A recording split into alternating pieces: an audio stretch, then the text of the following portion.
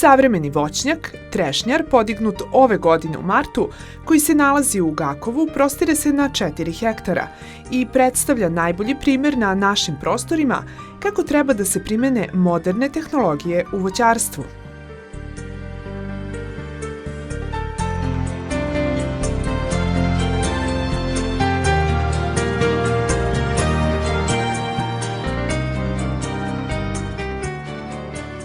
Voćari treba da slušaju preporuke i savete agronoma, jer samo tako će imati dobre rezultate.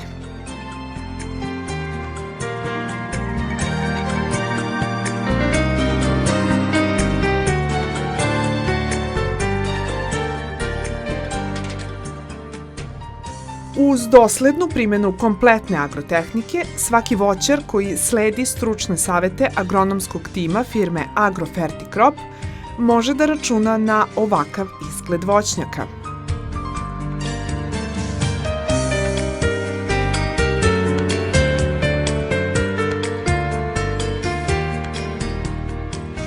Upravo ovako izgleda priprema voćnjaka za setvu trave, koja je sledeća agrotehnička mera.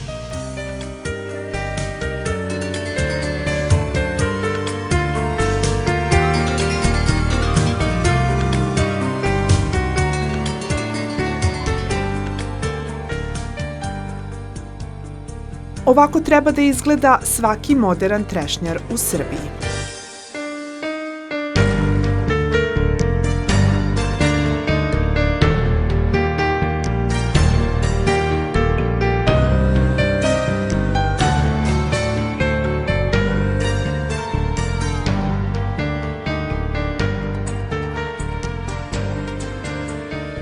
Izgled ovog voćnjaka potpisuje agronomski tim firme Agrofertikrop iz Subotice.